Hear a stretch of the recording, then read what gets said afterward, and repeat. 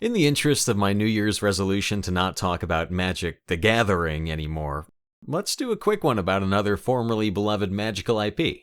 How I wished for J.K. Rowling to write more wizard stories, and she wrote Fantastic Beasts. This may be a hot take, but the entire Harry Potter universe has an elephant in the room about how its entire plot works. Wizards are dumb. And I don't mean the IP is bad and you shouldn't like it. That's left as an exercise for the reader. I mean, the wizarding world is, canonically, top to bottom, infested with fucking morons. Of course it would be. Point 1. Think about how eagerly your brain will offload thought.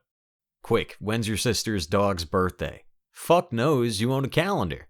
Give driving directions from your high school to your current favorite bar. Who knows, just pull up GPS. Do you have the speed of sound memorized? Einstein would just look it up. So it follows that wizards have an attitude of waving a stick and saying some words works reliably enough, who cares why? Point 2. There is precisely one catch-all gen ed class at Hogwarts. Here's a fun game. The next time someone says they should teach blank in schools, ask them what existing courses they're going to get rid of to make room. Student schedules have been overfull forever, and at Hogwarts, who knows what they discarded for magic? Anyway, think about how many plot holes are filled in. 1. Why are wizards hiding from muggles in spite of Avada Kedavra? There's some conflicting information in the books. It's the killing curse, implying it's the only one. But for example, Sectum Sempra would kill someone eventually. Avada Kedavra is apparently guaranteed instant death, if we ignore Barty claiming he could tank a roomful and come out of it with a nosebleed. The whole reason Harry is a celebrity is that he's apparently the only known person to have survived it once. So apparently every kid with a wand is walking around with instant death on a stick.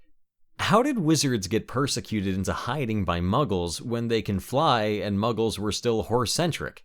Because they don't have as much control of magic as they tell you they do. If a wand and the knowledge of Avada Kedavra is a handgun with infinite ammo, it still has to be aimed and it takes time to execute. So maybe it's feasible for muggles to beat any given wizard's unforgivable dark magic by sending 2 dudes with blunderbusses. 3 to be extra sure. 2. Why do wizards have to enslave house elves to cook and clean when there's a clean up the room spell? Has there never been a great wizard Microwavicus Boyardee? 4. Look at all the construction. The Weasleys just magicked up their house, and whatever building came out is as good as they're ever going to get. Magical construction predicted vibe coding by 20 years. Hogwarts has a whimsical labyrinth of stairs with lots of moving parts, surely because a spiral staircase with regular landings just never occurred to them. Wizards have TARDIS camp tents, and yet not every wizard rents a cheap storage unit to store a portkey to their palatial mansion. 5. Are spells invented or discovered?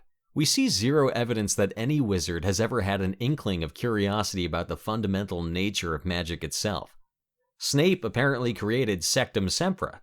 You dare use my own spells against me, Potter.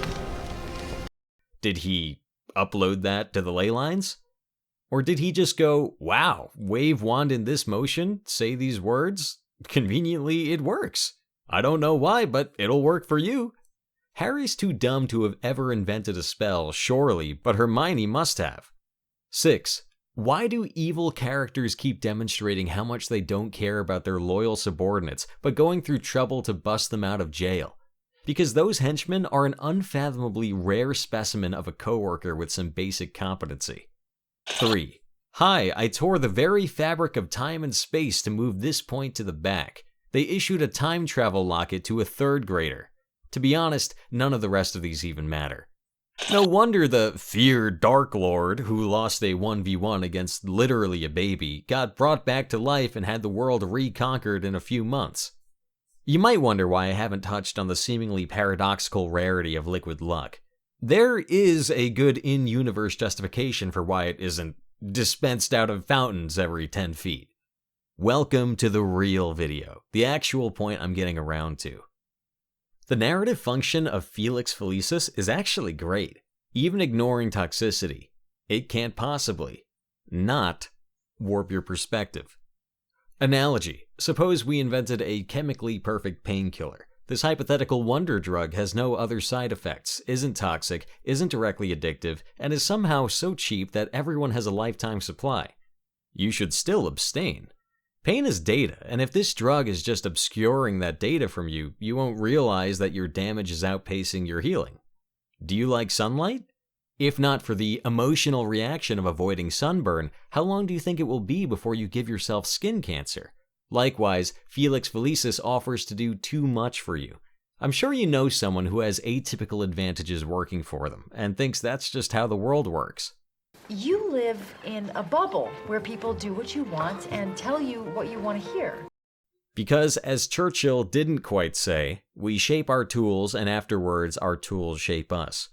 A person acclimates to their tools. Like I referenced above, no one can remember birthdays because calendar software is a solved problem.